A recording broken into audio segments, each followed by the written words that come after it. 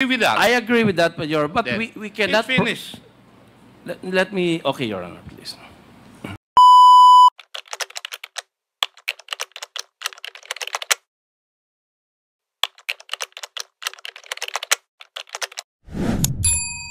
Congressman Akop? Maliit na lang.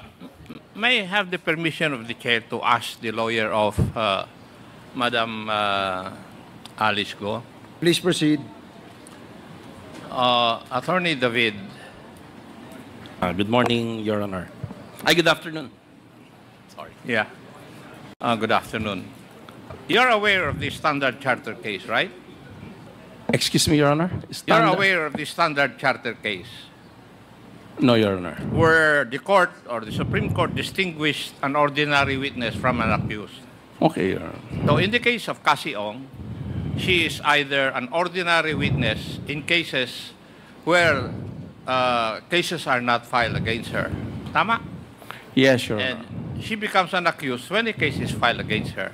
Yes, Your Honor. Now, the Supreme Court also stated that it bears emphasizing that her right against self-incrimination may not be invoked as to questions that are beyond and or not related to these charges. I agree with that, but there is also a constitutional right to remain silent, Your Honor. Yeah, I agree with that. But Yeah, sure. it's the ruling of the Supreme Court. So There is no arguing may on I that. ask from you whether, when we ask questions not related to the cases filed by the appropriate agencies, she is here as an ordinary witness, not an accused. Would you agree with that? I agree with that, but Then we cannot. it's finished. Let me. Okay, Your Honor, please. Diba? You Yes, have Your admitted it already. Now, is there an exception to that? There is no exemption, Your Then, Honor. you advise your client to answer questions that are not related to the cases filed against her. Your Honor, whether to tell my Otherwise, I will follow the idea of the Honorable Paduano. I will support his contention. Your Honor, please, with due respect, Thank you, Mr. Chair. may I explain, Your Honor? May I explain, Your Honor? You're replying to the... Yes, Your Honor. If it may please the Honorable Commission, Your Honor. Well, the message was clear, and Congressman Akop clearly stated and cited the Standard Chartered Bank versus the Senate Committee on Banks decision of the Supreme Court. And he has already stated that you should advise your client as to which question should be answered correctly and truthfully and honestly, questions propounded by the members. So we will give you a time later, Attorney David. Thank you. So you may proceed, Congressman Arrogancia. Thank you very much, Mr. Chairman. So I would like to repeat my question, Ms. Guo. Simple lang yung tanong ko, hindi ito related dun sa mga kasong sinampa sa'yo. This is based on your business that is legit. According to you, sa farm ka lumaki. According to you, hindi pwedeng maglabas-masok ang iyong mga kalaro dahil mahahawahan ng inyong mga nakalagay dun sa loob ng farm. Okay yun.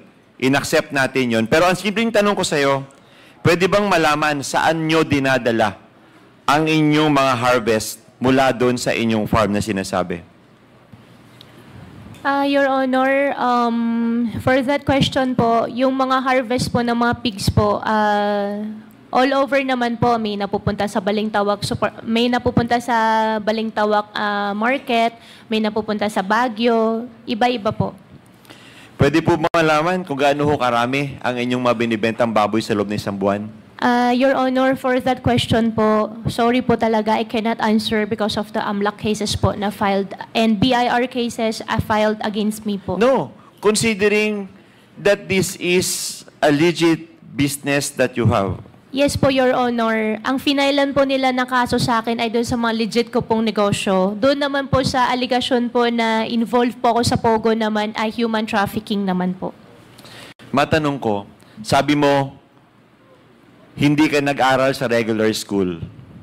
Sabi mo, lumaki ka sa Bamban Tarlac. Sabi mo, may teacher ka na nagngangalang Miss, I don't know, forgot the name, Ruby. Ang lahat ng ito mahirap paniwalaan kasi unang-una, from the very start, wala kang sinagot na totoo sa mga nagtatanong sa'yo kahit sa Senado. Yung simpleng tanong sa'yo pagdating sa legit na hanap buhay mo, itinatago din ninyo.